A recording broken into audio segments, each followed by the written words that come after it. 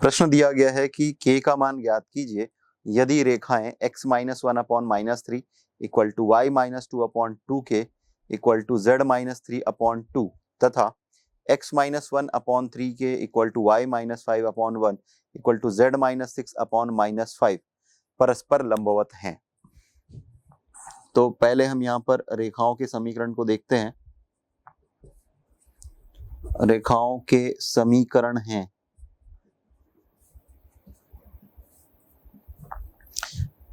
x minus one upon minus three equal to Y minus two upon two के equal to Z minus three upon two. मान लेते हैं समीकरण एक है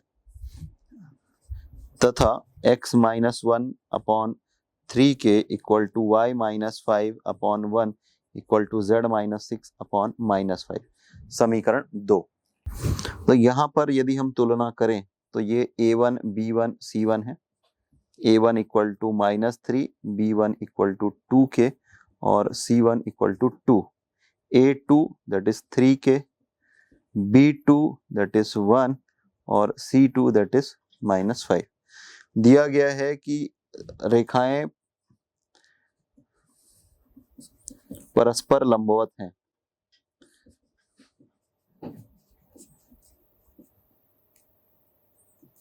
अतः a1 a2 plus b1 b2 plus c1 c2 equal to 0 मिलेगा।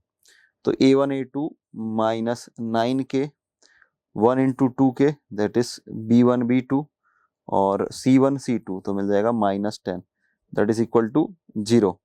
इन दोनों को सॉल्व करेंगे, माइनस सेवन के टेन को उधर पक्षांतर कर देते हैं तो मिल जाएगा minus seven k equal to ten, then k equal to minus ten upon seven. तो ये के का मान है जो कि हमें ज्ञात करने के लिए दिया गया था। अगला प्रश्न दिया गया है कि बिंदु 2 माइनस थ्री फोर की समतल x plus y plus z equal to five से दूरी रेखाओं x by three equal to Y by four equal to z by five के समांतर कीजिए। तो पहले हम उस अभिष्ट रेखा का समीकरण ज्ञात कर लेते हैं।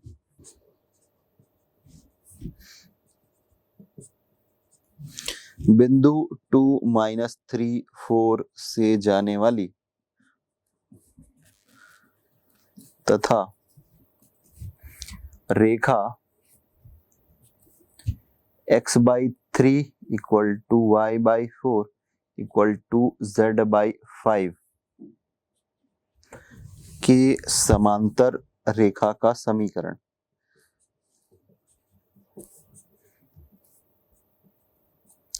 जैसा कि आप जानते हैं कि दो समांतर रेखाओं की दिक् कोज्याएं बराबर होती है। तो यहां से ये a1 या a b c ये सेम रहेगा और इस बिंदु से होकर के जा रही है तो x minus X one upon A हम ऐसा लिखते हैं equal to Y minus Y one upon B equal to Z minus Z one upon C. तो ये बिंदु x1 y1 और z1 हो जाएगा तो हमें मिल जाएगा x minus two upon three equal to Y minus minus plus three upon four equal to Z minus four upon five. तो यह वह रेखा का समीकरण मिल गया। हम यह मान करके चलते हैं कि ये r के बराबर है। तो रेखा एक पर स्थित किसी बिंदु का निर्देशांक हम निकालेंगे। रेखा एक पर स्थित बिंदु के निर्देशांक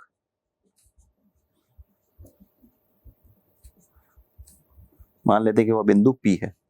तो फर्स्ट और लास्ट को कंपेयर करेंगे, 3r प्लस टू ये इसका x निर्देशांक मिल जाएगा, 4r माइनस थ्री और 5r प्लस फोर ये बिंदु का हमें निर्देशांक मिल गया।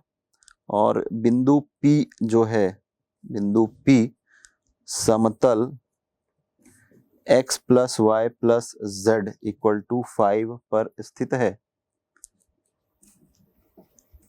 इस पर स्थित है तो बिंदु का निर्देशांक समतल के समीकरण को संतुष्ट करेंगे। तो हमें मिल जाएगा x के स्थान पर हम रखेंगे 3r प्लस टू, y के स्थान पर रखेंगे 4r माइनस थ्री और z के स्थान पर रखेंगे 5r plus four equal to 5। देखिए 5r प्लस 4r 4 और 3 7, 7 और 5 12, तो यहाँ से मिल जाएगा 12R। अब देखिए 2 और 4 6, 6 में 3 घटाएंगे मिल जाएगा 3, और 3 को उधर पक्षांतर करेंगे तो 5 ऋण 3 मिल जाएगा 2। तो यहाँ से आपको मिल गया है R बराबर 1/6। ये R का मान हमें मिल चुका। तो रेखा एक और समतल का प्रतिच्छेद बिंदु, रेखा एक और समतल का प्रतिच्छेद बिंदु,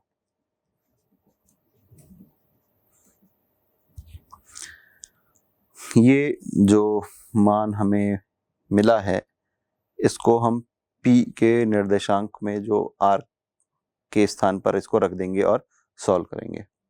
तो हमें मिल जाएगा 3 × 1/6 मिल जाएगा 1/2 प्लस 2, ये 4 × 1/6 तो 4/6 दैट इज 2/3,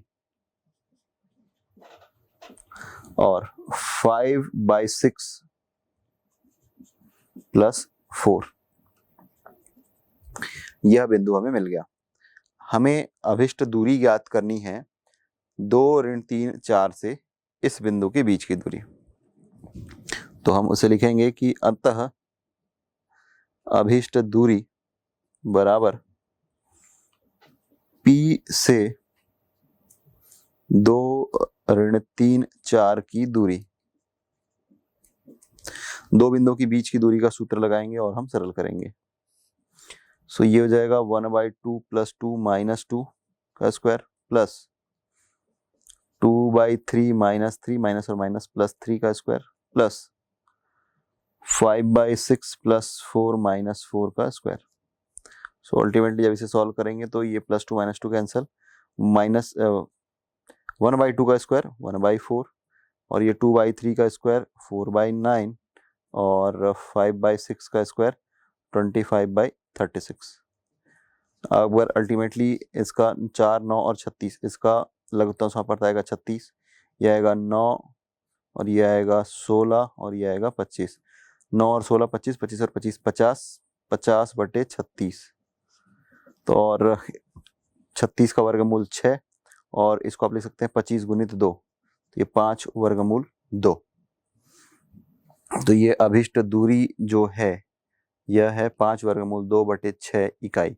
यही वह उत्तर है जो कि हमें ज्ञात करने के लिए कहा गया था। अगला प्रश्न दिया गया है कि बिंदु 1 2 3 से होकर जाने वाली उस रेखा का समीकरण ज्ञात कीजिए जो कि बिंदुओं ऋण 4 7 2 और 5 ऋण 3 ऋण 2 को मिलाने वाली रेखा के समांतर है। तो जैसा कि आप जानते हैं कि दो समांतर रेखाओं की दिक् अनुपात और दिक्कोज्जाएं बराबर होती है। तो यहाँ से हम 1 2 3 से होकर के जाने वाली रेखा का समीकरण पहले ज्ञात कर लेंगे, और फिर उसके बाद दो बिंदु दिया गया है -4 7 2 और 5 -3 2, इन दोनों से होकर जाने वाली रेखा का समीकरण भी निकाल सकते हैं। और यदि यह नहीं ज्ञात करना है तो हम पहले दिक् अनुपात निकाल लेंगे, और दिक् अनुपात समांतर रेखाओं की बराबर होती है, उससे तुलना करके वह मान हमें मिल जाएगा।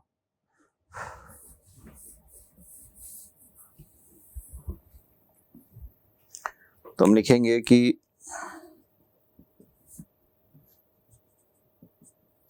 बिंदु 1 2 3 से होकर जाने वाली रेखा का समीकरण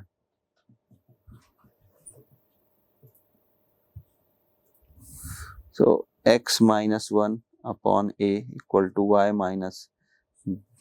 2 upon b equal to z - 3 upon c मान लेते हैं कि समीकरण 1 है, जहां a b c रेखा के दिक् अनुपात हैं।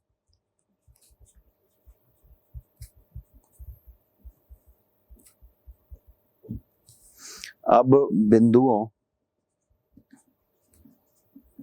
मान के चलते हैं कि यह मान लेते हैं कि पहला बिंदु है a -4 7 2 तथा दूसरा बिंदु है b 5 -3 2 को मिलाने वाली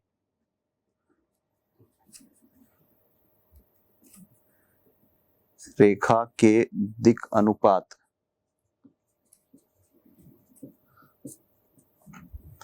तो दिक अनुपात जो होता है ये x2 माइनस x1, तो 5 minus minus plus 4 minus 3 minus 7 और माइनस 2 माइनस 2 माइनस 2 अर्थात 9 माइनस 10 और माइनस 4 है। तो जैसा कि हम जानते हैं कि समांतर रेखाओं की दिक्कोज्जाएं या दिक अनुपात समांतर रेखाओं के दिक अनुपात समान होते हैं, अतः a equal to 9, b equal to minus 10 और c इक्वल टू माइनस 4 समीकरण 1 में रखने पर हमें अभिष्ट समीकरण मिल जाएगा। x minus 1 upon 9 equal to y minus 2 upon minus 10 equal to z minus 3 upon minus 4। प्रश्न दिया गया है कि उस रेखा का समीकरण ज्ञात कीजिए जो बिंदु 0 माइनस 3 2 से होकर जाती है तथा रेखाओं x minus 1 upon 1 equal to y minus 2 upon 3 equal to z minus 3 upon minus 2 और x minus 3 by 2 equal to y minus 2 upon minus 2 equal to z minus 1 upon 1 पर लंबवत है। तो पहले तो हम जो बिंदु दिया गया है 0 माइनस 3 2 इससे होकर जाने वाली रेखा का समीकरण लिखेंगे और फिर जैसा कि दिया हुआ है कि रेखाएं जो हम 0 माइनस 3 2 से होकर जाने वाली है वह इन दो रेखाओं से परस्पर लंबवत है, तो वहां से हम LMN में दो समीकरण ज्ञात करेंगे और फिर वहां से LMN का मान ज्ञात करके पुनः उस समीकरण में रख देंगे, तो हमें वह अभिष्ट रेखा का समीकरण मिल जाएगा जो कि चाहिए है।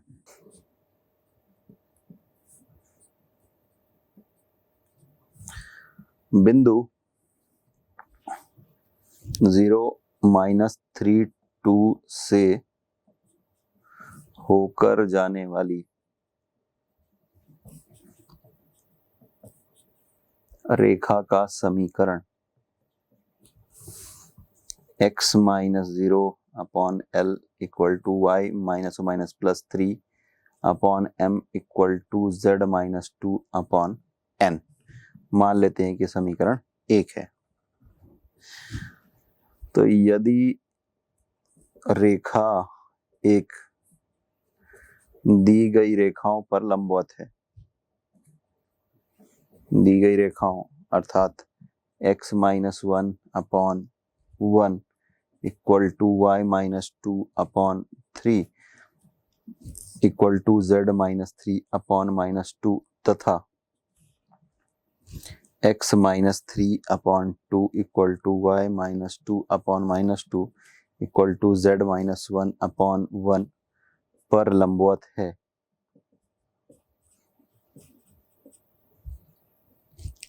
अतः जैसे कि आप जानते हैं कि दो रेखाएं परस्पर लंबवत होती है यदि L1 L2 plus M1 M2 plus N1 N2 equal to 0 हो, तो यहाँ से इस रेखा से एक समीकरण मिलेगा LMN में और इस रेखा से दूसरा समीकरण मिलेगा LMN में। तो यहाँ से 1 into L L 3 into M 3M plus minus 2 into N, तो यहाँ पर हमें मिल जाएगा minus 2N equal to 0। Similarly 2L minus 2M plus N equal to 0। अब इन दोनों रेखाओं के समीकरण को या इन दोनों समीकरणों को सरल करने के लिए हम वज्रगुणनखंड विधि का उपयोग करेंगे। तो हमें मिल जाएगा L upon 3 into 1 that is 3 minus minus 2 plus 4 equal to minus M upon 1 into 1 1 minus minus 2 into 2 that is plus 4 equal to N upon 1 into minus 2 minus 3 into 2 that is 6। तो इसको सॉल्व करेंगे तो मिल जाएगा L upon minus 1 equal to M upon minus 5 equal to n upon -8। अब तीनों में ऋण चिन्ह है, तीनों को कैंसिल कर देते हैं और हम लिखेंगे L upon 1 equal to m upon 5 equal to n upon 8 equal to k। ये हम मान करके चलते हैं। अब यहाँ से हमें L, m और n का मान मिल जाएगा। L equal to k, m equal to 5k और n equal to 8k। L, m और n तीनों का मान हमें k के पदों में मिल गया है। अब इन जो मान है k वाला मान, इनको समीकरण 1 में रखने पर हमें अभीष्ट रेखा का समीकरण मिल जाएगा। तो अभीष्ट रेखा का समीकरण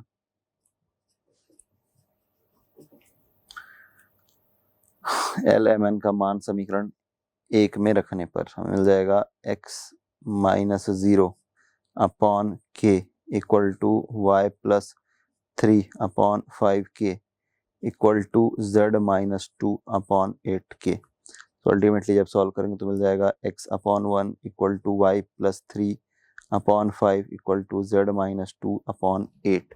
तो ये अभिष्ट रेखा का समीकरण है जो कि हमें ज्ञात करने के लिए दिया गया था। रेखा x minus x1 upon l equal to y minus y1 upon m equal to z minus z1 upon n और समतल ax plus by plus cz plus d equal to 0 के बीच का कोण ज्ञात करना। तो इन दोनों अर्थात समतल और रेखा के बीच का जो कोण होगा, यदि इसे हम फाई से प्रदर्शित करें तो हमें मिल जाएगा sine phi equal to LA plus MB plus NC whole upon square root over L square plus M square plus N square into square root over A square plus B square plus C square. तो यहां से हम ये देख सकते हैं कि रेखा और समतल यदि समांतर होंगे तो फाई इक्वल टू 0 मिलेगा। और आपको यह पता है कि साइन फाई अर्थात साइन 0 होता है। तो यहां पर हम तिर्यक गुणा कर देंगे तो इस प्रकार हमें प्राप्त होगा LA plus MB plus NC equal to 0। यह वह स्थिति है या यदि हमें यह सिद्ध करना हो कि एक रेखा और समतल दोनों परस्पर समांतर हैं तो हम यह सिद्ध करेंगे कि LA plus MB plus NC equal to 0 है। रेखा x minus x1 upon l equal to y minus y1 upon m equal to z minus z1 upon n और समतल ax plus by plus cz plus d equal to 0 के बीच का कोण ज्ञात करना। रेखा और समतल के अभिलंब के बीच का कोण रेखा और समतल के बीच के कोण का कोटि पूरक या कॉम्प्लीमेंट होता है। चित्र में आप इस प्रकार देख सकते हैं। माना रेखा और समतल के अभिलंब के बीच जो कोण है यह थीटा है। तो इस प्रकार हम लिखेंगे cos theta equal to LA plus MB plus NC whole upon square root over L square plus M square plus N square into square root over A square plus B square plus C square. यदि रेखा और समतल के मध्य का कोण phi हो तो हम लिखेंगे phi plus theta equal to 90 degree. That implies theta equal to 90 minus phi. तो इस प्रकार दोनों पक्षों पर यदि हम कॉस फंक्शन अप्लाई करेंगे तो हमें मिल जाएगा cos theta equal to cos of 90 minus phi. और जैसा कि आपको पता है कि cos 90 minus theta sine theta होता है, तो यहां पर हमें मिल जाएगा साइन फाई। तो अतः हम यह लिख सकते हैं कि sine phi equal to LA plus MB plus NC whole upon square root over L square plus M square plus N square into square root over A square plus B square plus C square. रेखा समतल के समांतर होगी यदि हम phi equal to 0 put करें तो हमें वह स्थिति मिल जाएगा। अर्थात यदि LA plus MB plus NC equal to 0 होगा तब समतल रेखा के समांतर होगी या रेखा समतल के समांतर होगी। यदि रेखा समतल पर लंब है तब समतल का अभिलंब रेखा के समांतर होगा। अर्थात L upon A equal to M upon B equal to N upon C। तो इन सूत्रों का उपयोग करके हम रेखा और समतल के बीच का कोण ज्ञात करेंगे और यदि रेखा और समतल समांतर हैं तो उसे भी हम सिद्ध कर पाएंगे। आइए देखते हैं इससे संबंधित कुछ प्रश्न। अब आ जाते हैं प्रश्नावली 11C.3 प्रश्न क्रमांक 1 का दूसरा प्रश्न दिया हुआ है कि रेखा x-1/2 equal to y-2/5 equal to z+4/4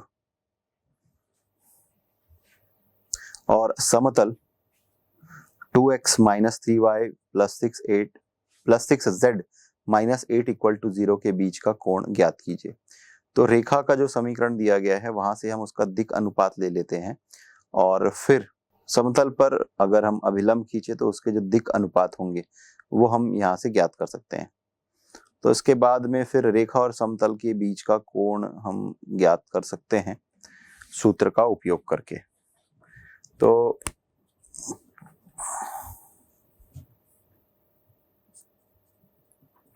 रेखा का समीकरण ये है x-1/2 equal to y-2/5 equal to z+4/4। तो यहां से हम लिख सकते हैं कि रेखा के दिक् अनुपात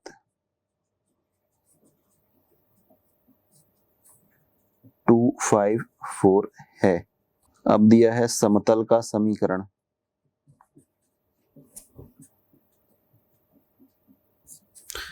समतल का समीकरण है 2x-3y + 6z-8 इक्वल टू 0। तो इससे हम यह लिख सकते हैं कि समतल पर अभिलंब यदि हम खींचें के दिक् अनुपात हम यहाँ से ज्ञात कर सकते हैं। तो दिक् अनुपात इसका गुणांक 2, उसका गुणांक -3 और उसका गुणांक 6। तो 2 -3 6 है। अब यह मान करके चलते हैं कि माना रेखा और समतल के बीच का कोण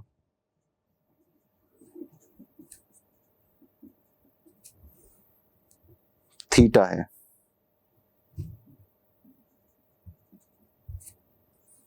तब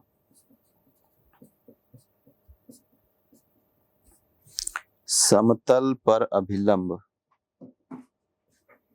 और रेखा के बीच का कोण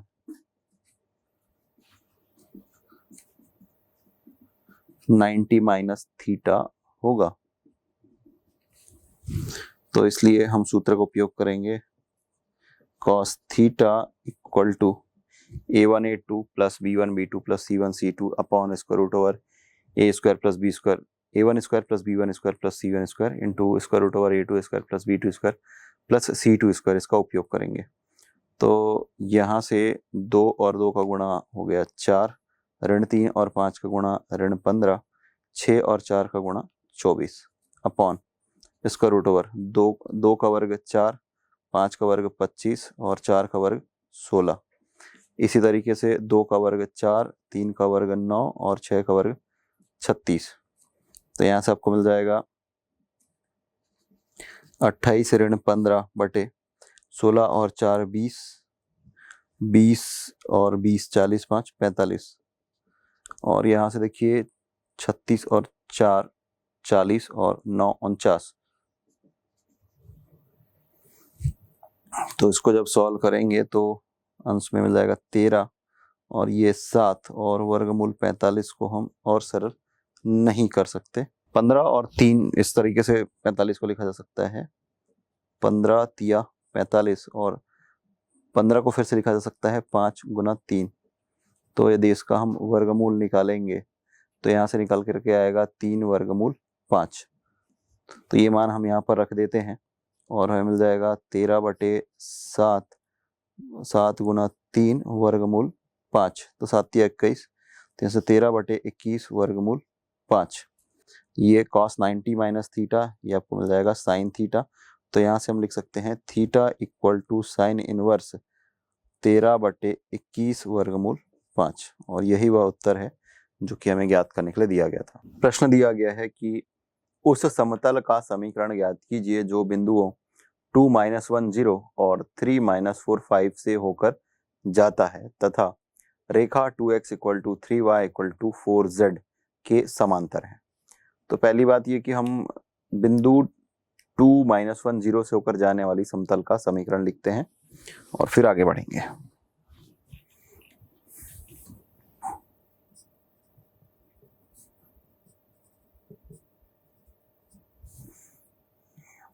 बिंदु 2 -1 0 से होकर जाने वाली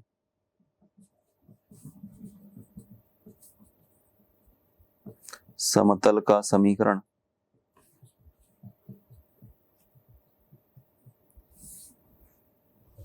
तो ये हो जाएगा a into x minus x1 plus b into y minus y1 plus c into z minus z1 equal to 0।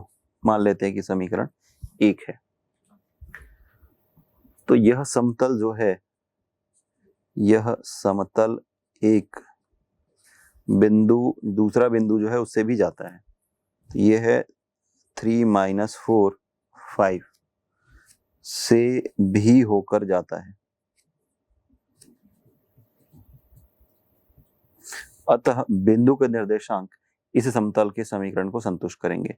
इसका मतलब ये कि x के स्थान पर 3, y के स्थान पर -4 और z के स्थान पर 5 रख देंगे इस समीकरण में। तो हमें मिल जाएगा a into 3 - 2 plus b into -4 + 1 plus c into 5 equal to 0। So 3 - 2 1 1 into a -4 + 1 -3, तो ये -3b और ये 5c इक्वल टू 0। मान करके चलते हैं कि ये समीकरण 2 है। अब जो रेखा का समीकरण दिया गया है, रेखा का समीकरण ये है 2x equal to 3y equal to 4z। देखिए 2 3 और 4, इसका लघुत्तम समापवर्त निकालेंगे, आएगा 12। तो इस पूरे समीकरण को 12 से भाग दे देंगे। 2x बटे 12 बराबर 3y बटे 12 बराबर 4z बटे 12। तो मिल जाएगा x बटे 6 बराबर y बटे 4 बराबर z बटे 3। मान करके चलते हैं कि यह समीकरण 3 है। अब समतल एक रेखा 3 के समांतर है, तो समतल एक पर अभिलंब रेखा 3 पर लंबवत होगा। इसी वजह से a1 a2 plus b1 b2 plus c1 c2 equal to 0, इस कंसेप्ट से हमें एक दूसरा समीकरण मिल जाएगा। तो हम लिखेंगे कि यदि समतल एक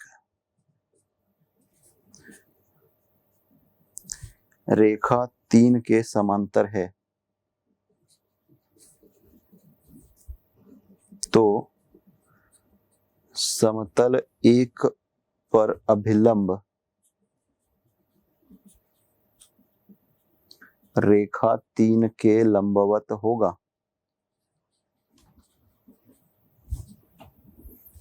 अतः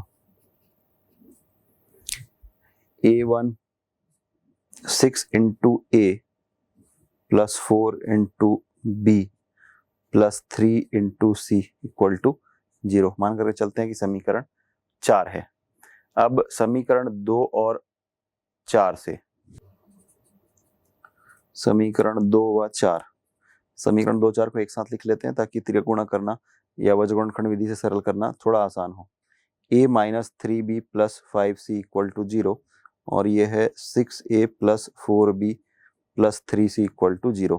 इन दोनों को वज्रगुणनखंड विधि से हल करेंगे तो हमें मिल जाएगा a upon -3 into 3 -9 minus 5 into 4 20 equal to -b upon 1 into 3 3 minus 6 into 5 30 equal to c upon 1 into 4 4 minus 6 into -3 -18। तो अल्टीमेटली आपको मिल जाएगा a अपॉन -29 इक्वल टू देखिए 3 -30 -27, तो माइनस और माइनस अल्टीमेटली प्लस हो जाएगा। तो b अपॉन 27 मिल जाएगा इक्वल टू 7 अपॉन 18 और 4 22। अब ये मान करके चलते हैं कि यह k के बराबर है। तो यहाँ से हम a का मान, b का मान और c का मान k के पदों में निकाल सकते हैं। सो a बराबर -29k, b बराबर 27k और c बराबर 22k। a b c के मान को समीकरण 1 में रख देंगे तो हमें अभिष्ट समीकरण मिल जाएगा। तो अतः a b c के मान को समीकरण 1 में रखने पर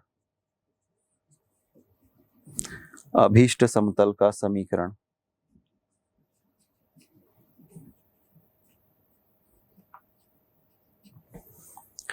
a, तो यह है -29k, फिर x -2 प्लस b, तो यह है 27k, y +1 plus c 22k plus z, z -0 that is z equal to 0। इस पूरे टर्म में k है, k कांस्टेंट है, उसको कैंसिल कर देंगे ONH निकाल करके और हम आगे सरल करेंगे। तो 29 minus x minus 29x, x वाला पद, y वाला पद 27y और z वाला पद 22z। अब फिर कांस्टेंट टर्म -29 -2 दोनों को मल्टीप्लाई करेंगे तो +58 मिल जाएगा, +58, 27 + 1 27 और ये वाला टर्म है 0।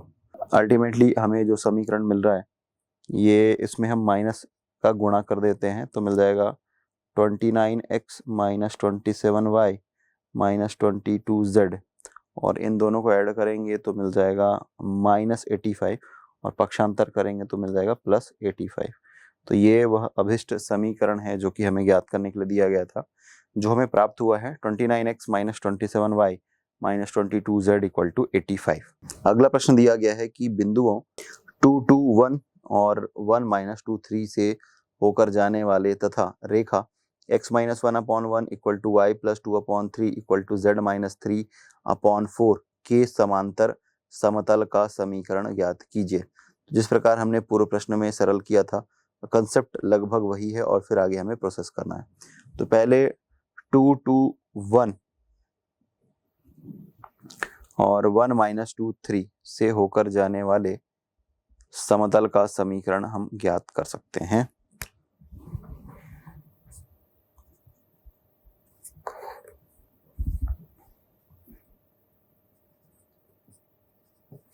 बिंदु 2, 2, 1 से जाने वाले समतल का समीकरण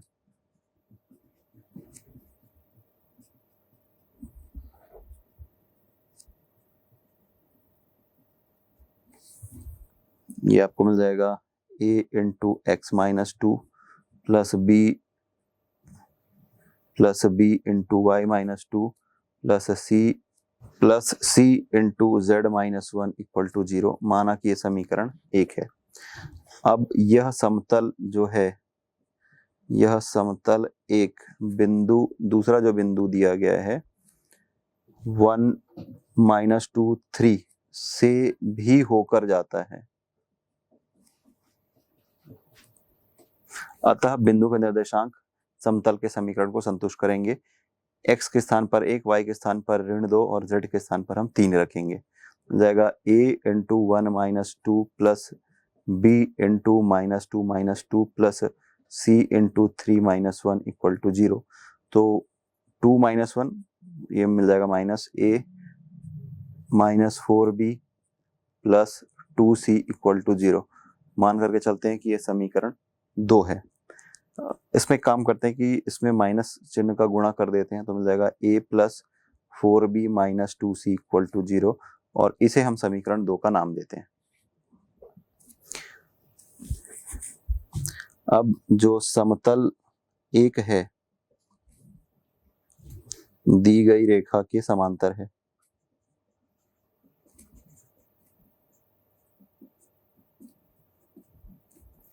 अतः a + 1a + 3 × b that is 3b + 4 × c 4c = 0। ये समीकरण 3। समीकरण 2 और 3 से, समीकरण 2 व 3 से वज्रखंड विधि का उपयोग करेंगे और सीधा मान ज्ञात कर पाएंगे। a upon 4 into 4 that is 16 minus और minus plus 2 into 3 6 equal to minus b upon 4 into 1 that is 4 minus minus plus ये 2 और ये c अपॉन 3 माइनस 4। सॉल्व करेंगे तो हमें मिल जाएगा a upon 22 equal to minus b upon 6 equal to c upon minus 1। अब मान करके चलते हैं कि ये k के बराबर है, तो यहाँ से हमें मिल जाएगा a equal to 22k, b equal to minus 6k और c equal to minus k। अतः a b c का मान समीकरण 1 में रखने पर अभीष्ट समतल का समीकरण मिल जाएगा। अभीष्ट समतल का समीकरण, so this is 22k x minus 2 minus 6k y minus 2 minus k z minus 1 equal to 0। तीनों पदों पर k उभयनिष्ठ निकाल करके हम कैंसिल कर सकते हैं और फिर हमें मिल जाएगा 22 into x minus 2 minus 6 into y minus 2 minus 1 into z minus 1 equal to 0। तो यहाँ से मिल जाएगा 22x minus 6y minus Z.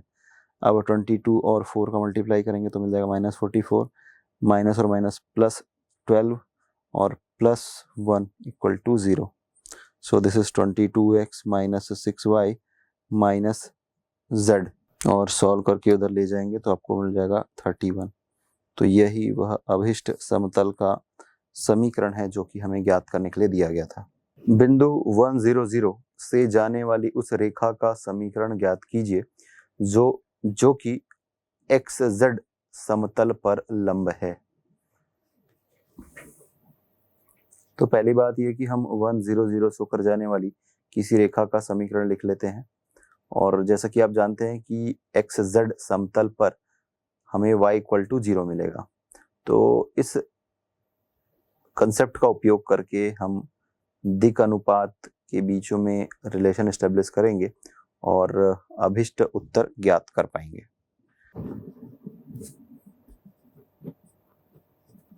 बिंदु 100 से जाने वाली किसी रेखा का समीकरण।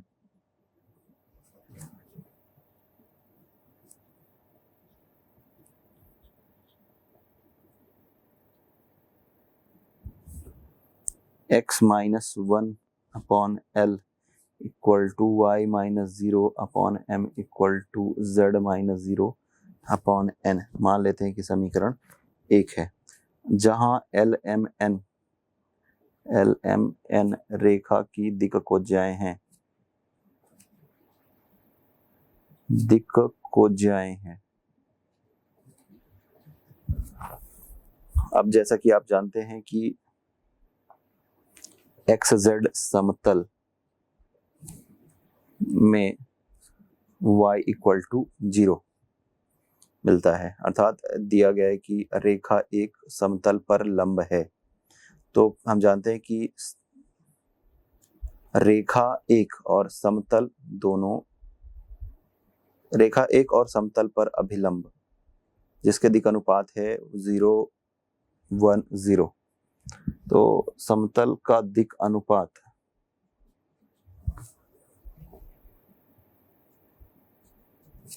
ये आपको मिल जाएगा 0 1 0। ये दोनों परस्पर समांतर हैं। तो रेखा एक तथा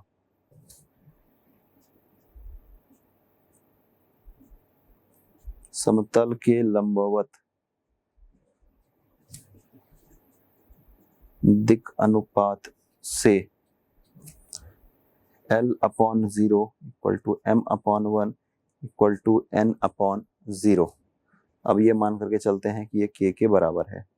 तो यहाँ से मिल जाएगा L equal to 0, M equal to K और N equal to 0। L M N के मान को समीकरण 1 में रखने पर समीकरण 1 में मान रखने पर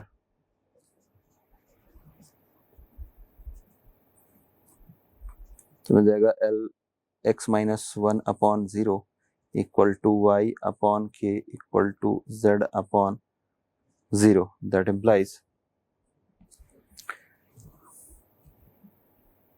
x minus 1 upon 0 equal to y minus y by 1 equal to z by 0. इस पूरे समीकरण को हमने k से भाग दे दिया तो अल्टीमेटली हमें यही मिलेगा और यही वह अभीष्ट समीकरण है जो कि हमें ज्ञात करने के लिए दिया गया था. आइए हम देखते हैं कि रेखा के असममित रूप से सममित रूप में परिवर्तन किस प्रकार होता है. जैसा कि आप जानते हैं कि a1x plus b1y plus c1z plus d1 equal to 0 और a2x plus b2y plus c2z plus d2 equal to 0 ये दोनों एक साथ रेखा के समीकरण को संतुष्ट करते हैं. तो यहाँ पर हम दिक् कोज्या के अवधारणा का उपयोग करके रेखा के असममित रूप से सममित रूप में परिवर्तन करेंगे. आइए देखते हैं. रेखा के समीकरण का असममित रूप. रेखा के समीकरण का असममित रूप से सममित रूप में परिवर्तन. Change the unsymmetrical form into symmetrical form of the equation of line. माना किसी रेखा को निम्न समीकरणों द्वारा निरूपित किया जाता है. a1x plus b1y plus c1z plus d1 equal to 0 समीकरण 1 और समीकरण दूसरा है a2x plus b2y plus c2z plus d2 equal to 0. रेखा के इस असममित रूप को सममित रूप में परिवर्तित करने के लिए रेखा की दिक् कोज्याएं तथा रेखा पर स्थित किसी बिंदु के निर्देशांक का ज्ञात होना आवश्यक है. माना कि इस रेखा की दिक् कोज्याएं LMN है.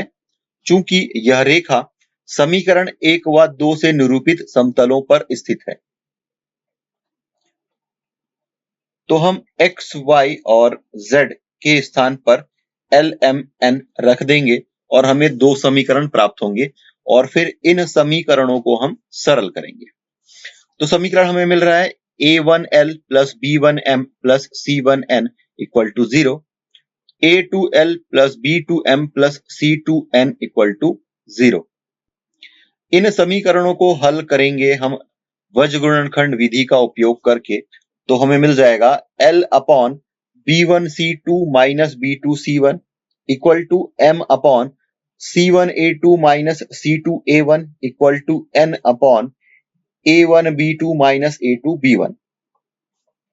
अतः रेखा की दिक् कोज्याएं b1c2 minus b2c1, c1a2 minus c2a1, a1b2 minus a2b1 के समानुपाती हैं. रेखा पर असंख्य बिंदु होते हैं तो सुविधा के लिए हम वह बिंदु लेंगे जहां यह रेखा समतल z इक्वल टू 0 को मिलती है. अतः समीकरण 1 और 2 में z इक्वल टू 0 रखने पर हमें समीकरण मिल जाएगा a1x plus b1y plus d1 equal to 0 और a2x plus b2y plus d2 equal to 0. इन समीकरणों को पुनः वज्रगुणनखंड विधि का उपयोग करके सरल करने पर x upon b1 d2 minus b2 d1 equal to y upon a2 d1 minus a1 d2 equal to 1 upon a1 b2 minus a2 b1. अतः रेखा पर स्थित किसी बिंदु के निर्देशांक यदि हमें लिखने कहा जाए तो पहले और अंतिम अनुपात को और दूसरे और अंतिम अनुपात को तुलना करके हम x और y का मान ज्ञात कर सकते हैं और हमने z इक्वल टू 0 यह मान करके ही सरल किया है. तो इस प्रकार बिंदु का निर्देशांक हमें मिलेगा b1 d2 minus b2 d1 upon a1 b2 minus a2 b1. इसका y कोऑर्डिनेट है a2 d1 minus a1 d2 upon a1 b2 minus a2 b1 और इसका z कोऑर्डिनेट है 0. अतः अभिष्ट रेखा का समीकरण कुछ इस प्रकार होगा. x माइनस जो बिंदु का निर्देशांक हमें मिला है वह पुट कर देंगे then whole upon b1 c2 minus b2 c1 equal to y minus बिंदु का y coordinate then whole upon c1 a2 minus c2 a1 equal to z upon a1b2 minus a2b1। यदि a1b2 minus a2b1 equal to 0 प्राप्त होता है तो ऐसा बिंदु चुनना चाहिए जहां रेखा समतल x इक्वल टू 0 या y इक्वल टू 0 को मिलती है। तो आइए देखते हैं इससे संबंधित प्रश्न, जहां पर हम यह देखेंगे कि रेखा के असममित समीकरण को सममित रूप में किस प्रकार परिवर्तित करेंगे, किस प्रकार परिवर्तित करते हैं। प्रश्न दिया गया है कि रेखा x equal to A Y plus b तथा z equal to c y plus d का सममित रूप ज्ञात कीजिए। सममित रूप हमें मिलता है x minus X one upon A equal to Y minus Y one upon B equal to Z minus Z one upon C. इस रूप में जो समीकरण होता है इसे हम सममित समीकरण कहते हैं। तो पक्षांतर का उपयोग करके हम अभिष्ट समीकरण ज्ञात कर पाएंगे। तो समीकरण दिया गया है x equal to A Y plus B. So यहाँ से हम लिख सकते हैं x minus B equal to A Y या फिर x minus B upon A equal to Y. ये y अपॉन 1 है बेसिकली। मान लेते हैं कि समीकरण 1 है। अब दूसरा जो समीकरण दिया गया है z equal to c y plus d, तो यहाँ से हम लिख सकते हैं z minus d equal to c y और इसे पुनः पक्षांतर करके z minus D upon c equal to Y by 1। समीकरण 1 व 2 से दोनों का राइट हैंड साइड इक्वल है तो लेफ्ट हैंड साइड भी इक्वल होगा, अर्थात x minus B upon A equal to Y by 1 equal to z minus D upon C. तो ये सममित समीकरण है रेखा का, जो कि हमें ज्ञात करने के लिए दिया गया था। अगला प्रश्न दिया गया है रेखा x plus y plus z equal to 1। समीकरण अगला प्रश्न दिया गया है रेखा x plus y plus z plus 1 equal to 0 और 4x plus y minus 2z plus 2 equal to 0 का सममित रूप ज्ञात कीजिए। तो यहाँ पर हम दिक्कोज्या के कंसेप्ट का उपयोग करते हुए इस प्रकार के रेखा के समीकरण को सममित रूप हम ज्ञात कर पाएंगे। तो हम यह मान करके चलते हैं कि दी हुई रेखा की जो दिक्कोज्याएं हैं यह LMN है।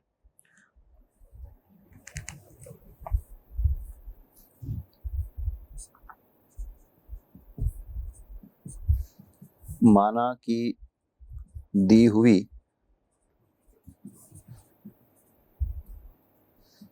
रेखाओं की दिक्कोज्याएं LMN है। अब चूंकि रेखाएं समतलों में स्थित है,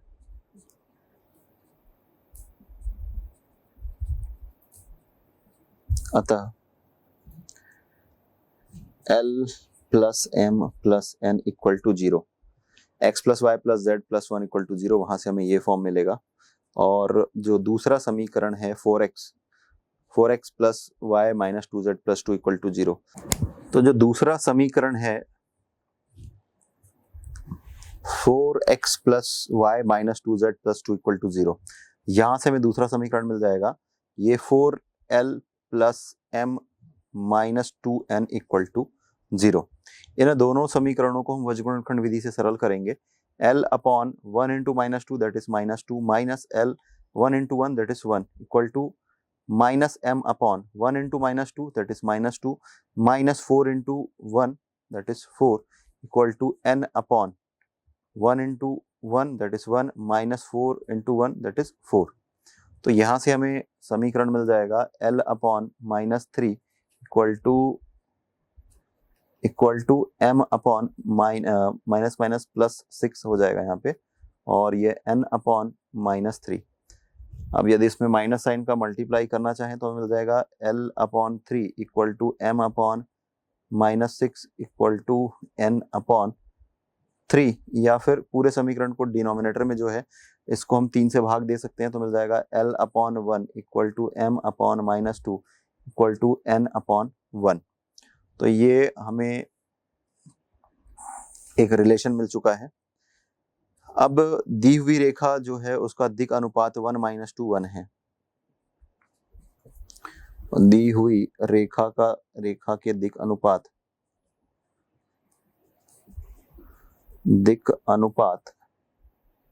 1-2 है।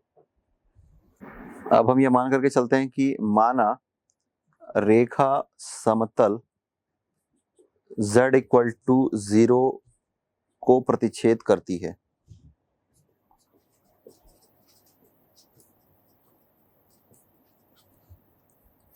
इसलिए समतलों के समीकरण में z=0 हम पुट कर देंगे, तो हमें मिल जाएगा x + y +